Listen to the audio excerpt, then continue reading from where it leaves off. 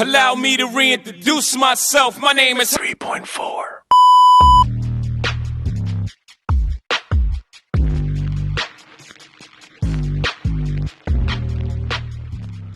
What's going on, world? How are you? Welcome back to Channel 3.4. This is another episode of Music Felt by Me. So we have Drake dropping, I've seen this called a couple different things. The Fighting Irish, and then just a freestyle. Actually, I shouldn't say called different things. I've seen this called as the Fighting Irish. I don't know if that's really the name or not. Saw this on Twitter. A lot of quotes circling around on Twitter also. So some of this stuff I've read or have seen. I don't know if I necessarily understand the context. So we're going to get right into it. We're going to check it out. And, yeah, let's see what we got. Drake, Freestyle, Fighting Irish, potentially, name of it. Let's see. Let's get right into it. So 2025 so far has what? Joey Badass. Kind of responded to the success of the West Coast and establishing himself as the king of New York right now. We'll see how that plays out. And then I have a reaction to that. I don't know if this will be up first or whatever, but... yeah, be on the lookout for that too if you haven't seen it already. I love you.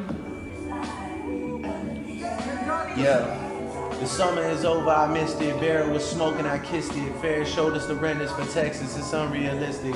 Cut him the check cause I hate reviewing the budgets and limits. Just pay the man.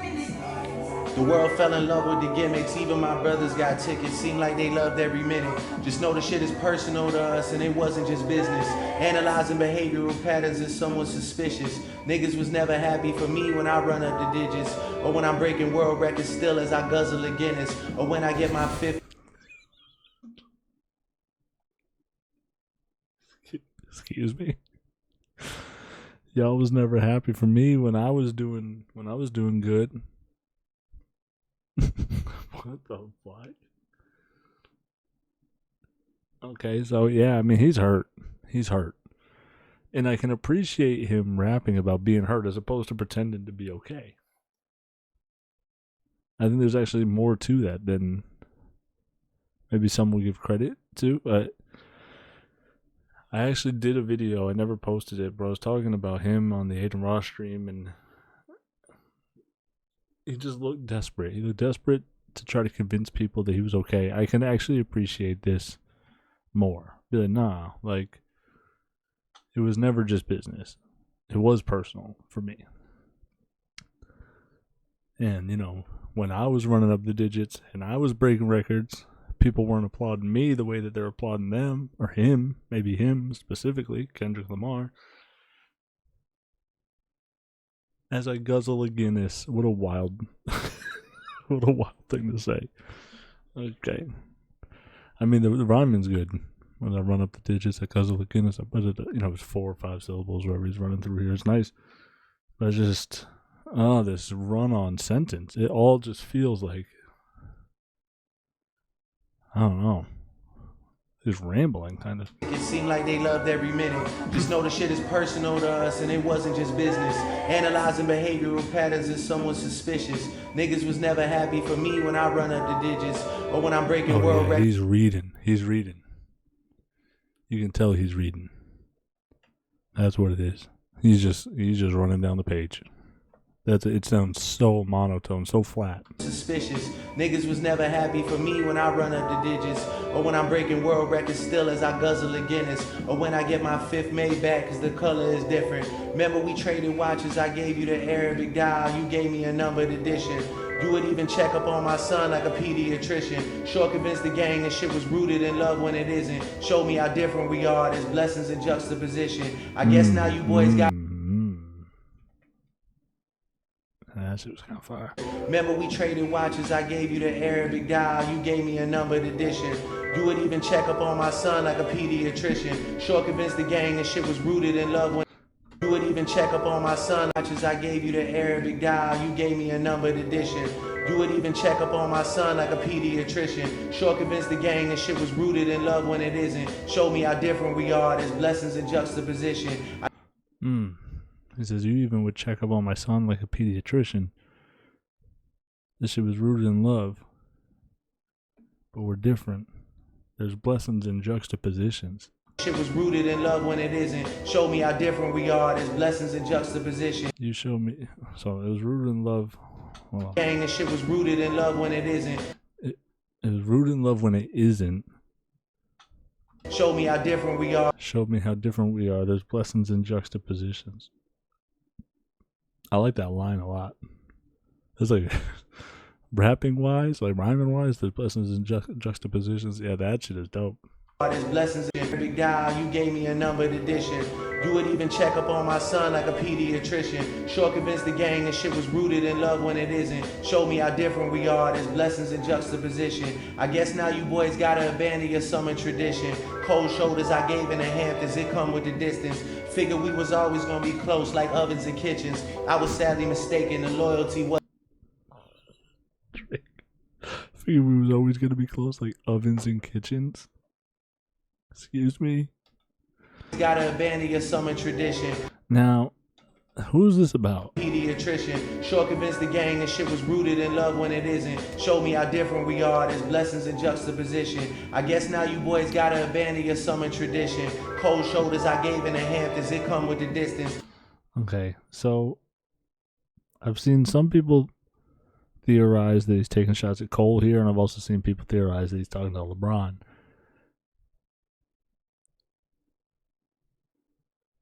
He says there's blessings and juxtapositions. You showed me that we was rooted in love when it isn't. You showed me how we're different. Cole, that makes a lot of sense. Like, he wasn't cool with doing what he was doing. The opposite of what Drake is doing here, the juxtaposition, the dichotomy there. There's blessings in that. Okay. It says now you boys need to change up your summer tradition, which I know that this year is the last year of Cole, the Dreamville Festival. Is that what he means? Always gotta abandon your summer tradition. Cold shoulders I gave in the Hamptons, it come. Cold shoulders I gave in the Hamptons, it come with the distance.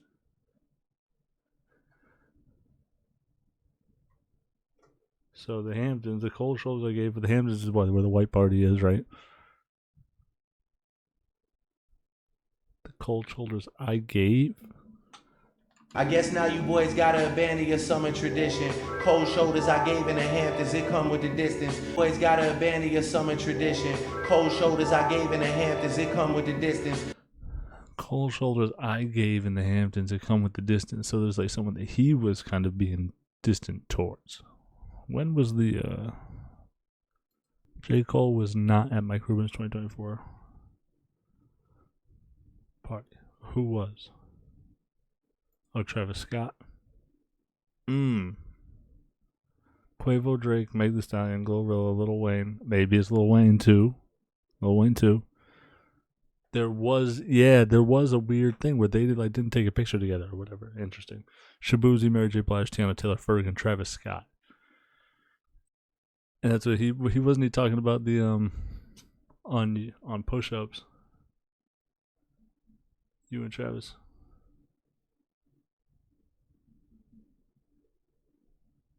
On the some of the stage.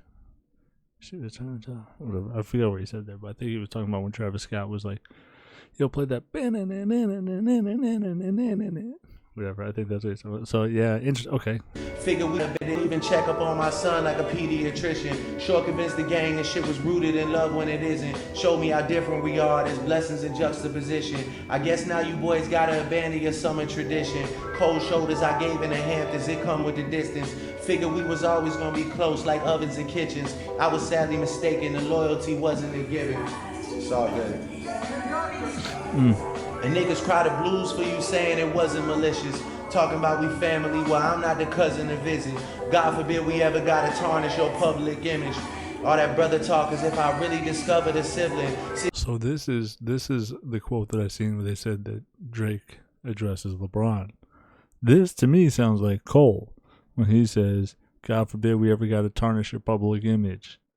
Talking all that brother shit, I thought I found a new sibling. You talking about family, but I ain't the cousin to visit. Oh, it's like, I don't...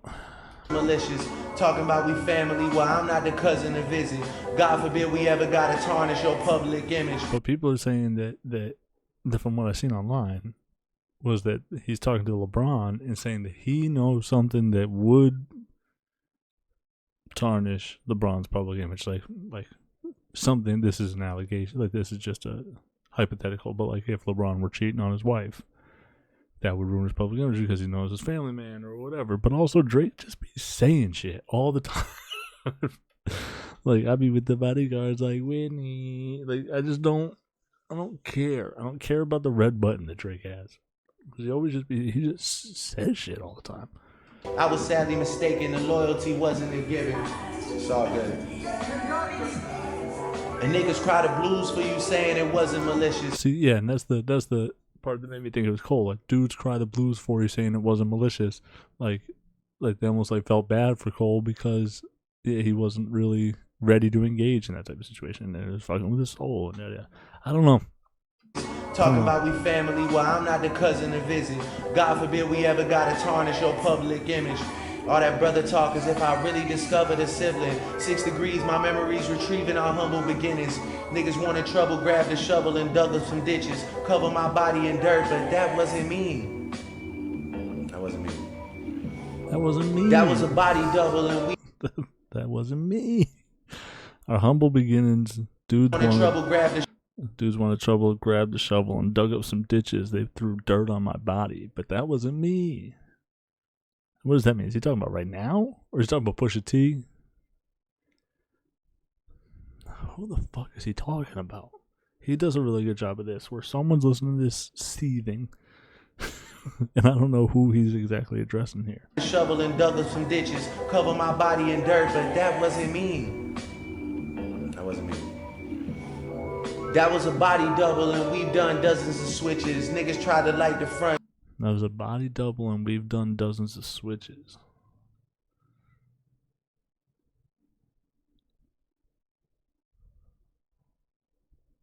I don't know what the fuck he's talking about right now. Honestly, I'm missing this. I don't know what he's referring to. What does that mean? That wasn't me.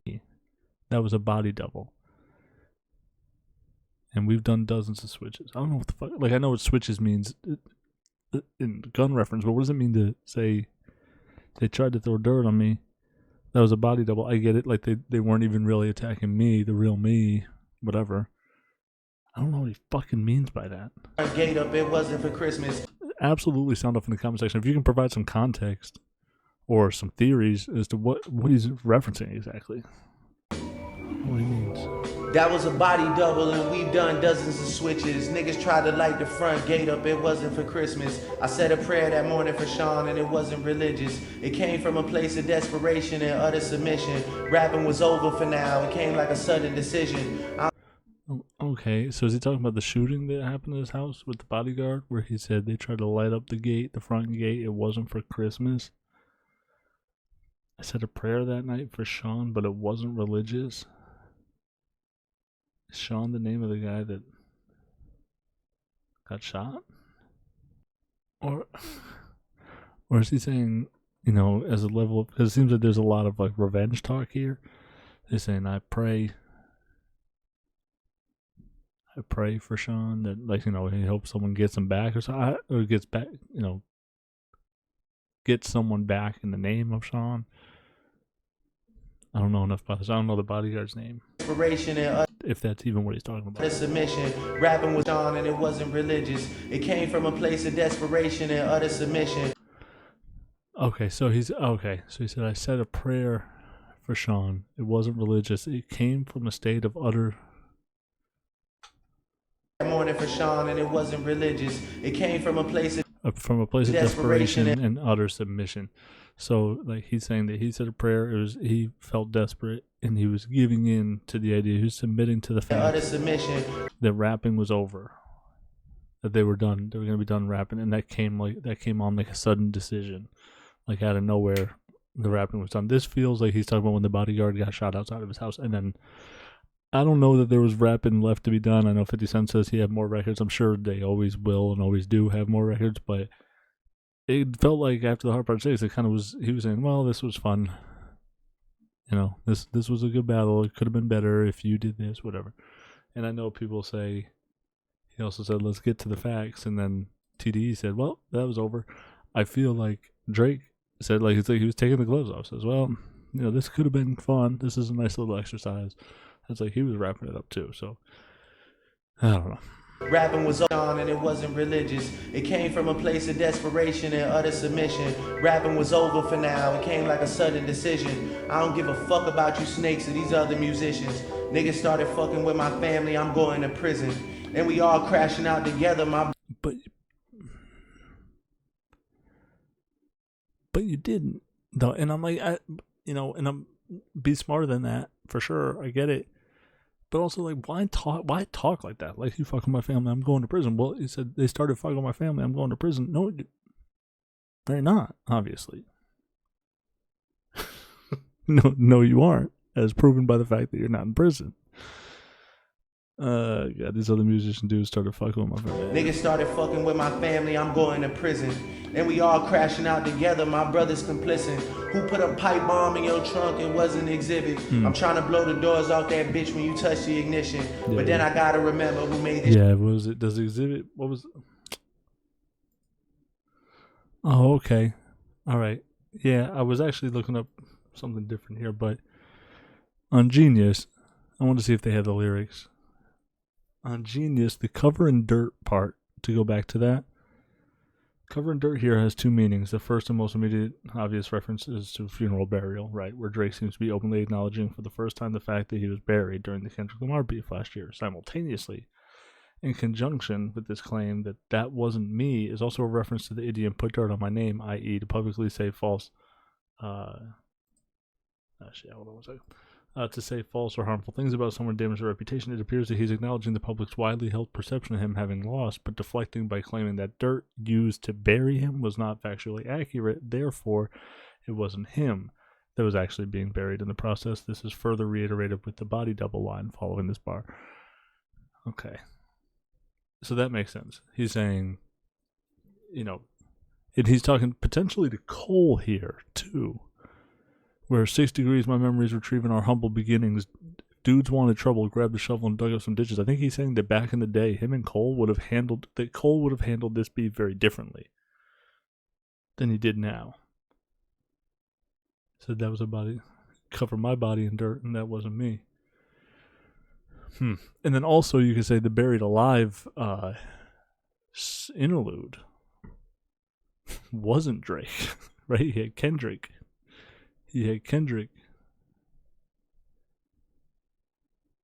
Do that song Buried Alive with the Throw Dirt on Me, but that wasn't me.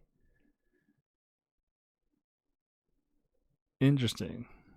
That was a body double, and we've done dozens of switches. Oh boy, interesting.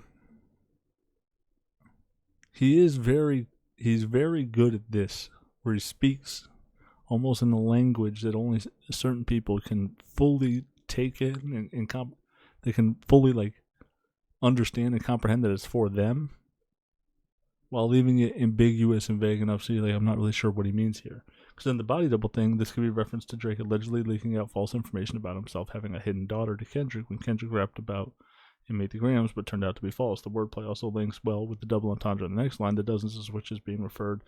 Maybe Drake insinuating that he has shooters that have shot up dozens of switches in his name compared to the shots fired at his house that shot one of his security guards. So, interesting. Okay, yeah, I guess that adds some context to that. I wasn't exactly sure what that whole thing meant, but interesting theory. And it does kind of make sense too. If it's about Cole especially, yeah. Okay.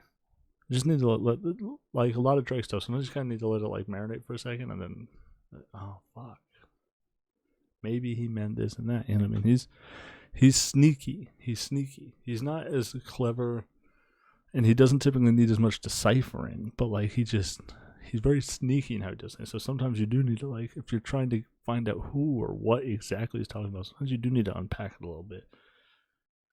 And then Exhibit, that's what it was with his song Concrete. On the mechanic with a pipe bomb that fits your car. Kaboom. Now I assume your homies want to retaliate. That's right. Yeah. So he's got the pipe bomb line, and then also I'll put the pipe bomb in your trunk. exhibit with the pimp your ride thing too, where it's like I put a pipe bomb in your Musicians, niggas started fucking with my family, I'm going to prison. And we all crashing out together, my brother's complicit. Who put a pipe bomb in your trunk? It was an exhibit. I'm trying to blow the doors off that bitch when you touch the ignition. But then I gotta remember who made this shit come to fruition. It's me. Who's got the most to lose? Okay, so I'm trying to blow the doors. So he's saying he wants to put a pipe bomb. Who put a pipe bomb in your trunk? It wasn't an exhibit. I'm trying to blow the doors off the bitch when you touch the ignition. But then I gotta remember who made this shit come to fruition. Taking like accountability for this. You're taking accountability a little bit, like who made this shit come to fruition? Like the reason why we're in the position we're in is because of me. And like the way I've treated these people, and I'm hurt by them because I allowed myself to be hurt by them. Interesting. If that's kind of like, I know people will also say that, you know, he's the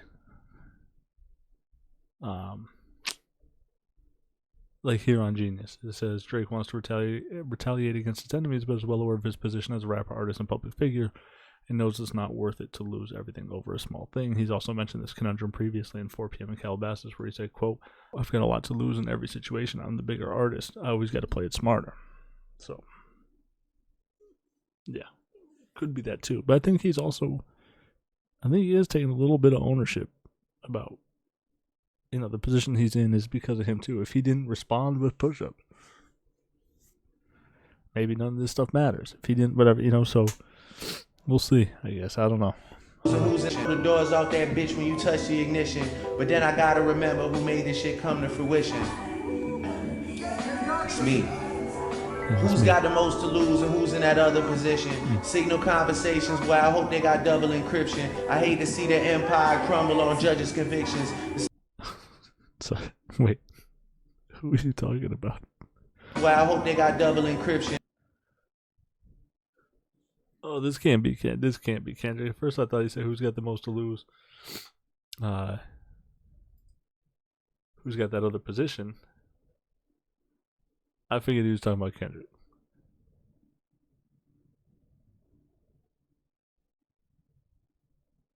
And then when he says signal conversations, which is like that end-to-end encryption thing, right? Where like only the sender and receiver can read it.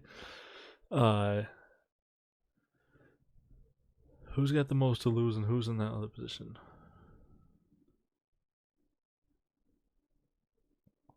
Signal conversations. Boy, I hope they got double encryption. I hate to see the empire crumble on judges' convictions. I also wonder if he's talking about Jay-Z a little bit.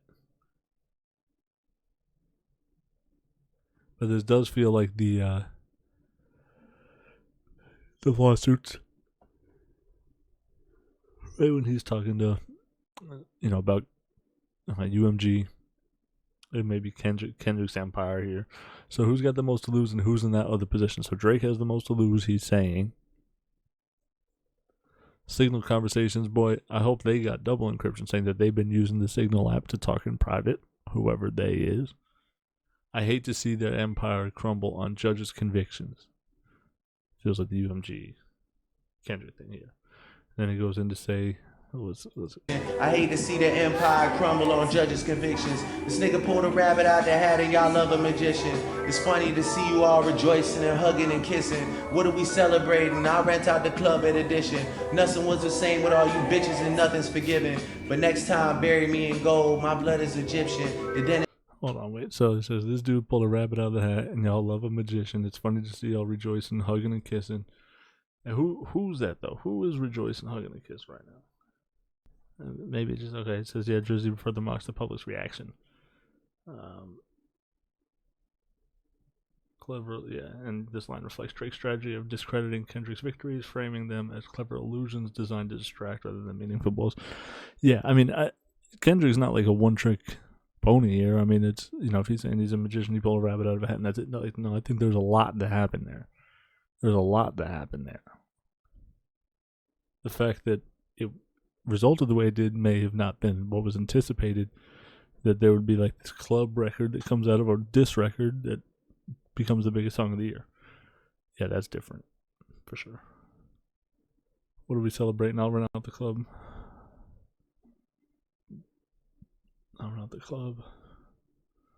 In addition, nothing was the same with all you bitches, and nothing's forgiven.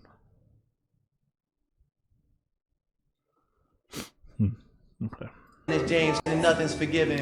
But next time, bury me in gold. My blood is Egyptian. The Dennis James come out when the vodka is flooding my system. I don't have a drinking problem. I got a subtle addiction. I got my father's habits and I got my mother's permission. My dad has another child. I told him that wasn't my sister. Grew up with dozens of Jews. Okay, so this feels like him kind of responding to Meet the Grams a little bit.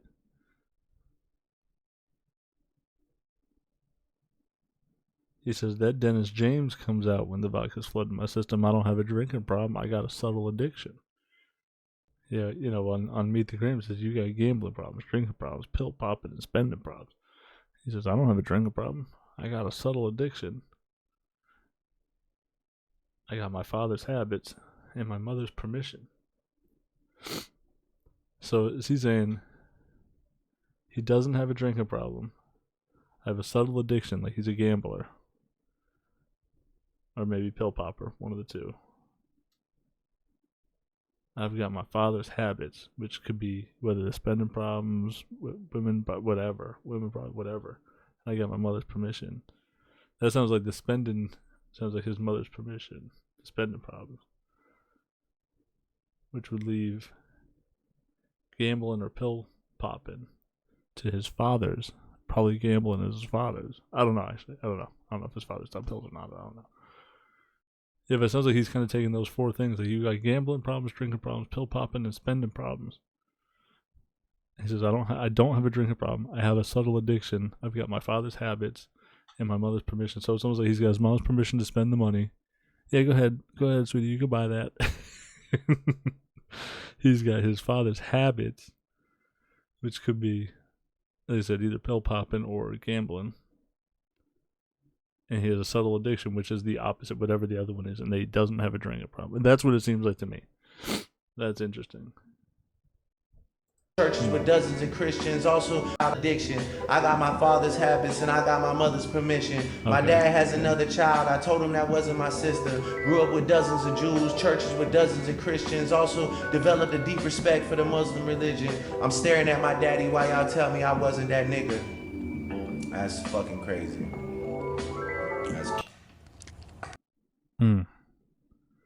Okay. I'm not sure what this has to do with a lot.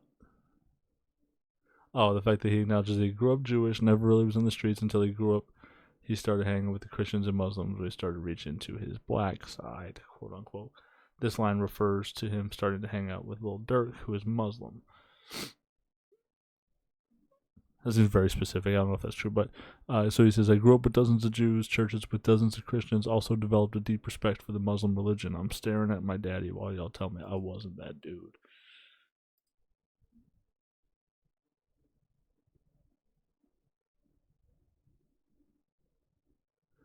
The Genius annotation says a response to Kendrick saying that Drake is not black throughout the beef. Specifically on Euphoria, as he told Drake that he doesn't want to hear him say the N-word anymore, despite Drake's father being a black American from Memphis. That's fucking crazy, he says. Oh, man, what a sleepy verse. There's a lot there. There's a lot there.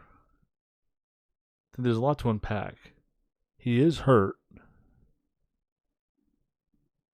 He's admitting it more here than I think anywhere else, which I respect. Strange record. I did kind of want him to come with like some introspective talk about what happened, but this doesn't quite touch on it the way that I thought it might. I don't know. Still has this semi-disingenuous, semi-desperate to appear as something other than what seems true. I don't know. Like, for you to be suing and have all this commentary for everybody, DeMar DeRozan, and fucking for everybody all the time. There's just a wild energy that's being emitted from him. But then it's like anytime he like talks about something, he's like, "Yeah, no, I'm good. You know, my mind, body, spirit, I'm good. No problem. You know, you need facts to take me out. I'm not worried about." But it just seems like he is bothered by a lot. And some of that gets touched on here. I can respect it. Interesting. I don't love the song. Man, I guess I'll go like 67. Go 60 to 69. God, go 69. No, I'll go 67. I don't love it. It's very boring. He's definitely reading. I'm not necessarily interested in the energy of that. It didn't come off as very sincere or authentic. This just sounds like a guy reading off a page. And the rapping's pretty good. There's some good rhyming. It's okay. It's okay. There's more depth to it, I think, as I kind of was reading through, and once I pulled the lyrics up, kind of add some context. Yeah, I'm not sure if I understand what everything means either. So, yeah, 67 for me. I think that's going to do it for me. Everyone be safe, be real. Don't forget to pursue your own happiness. Don't forget, take a deep breath, take a minute, take your time. I'll catch y'all on the next one.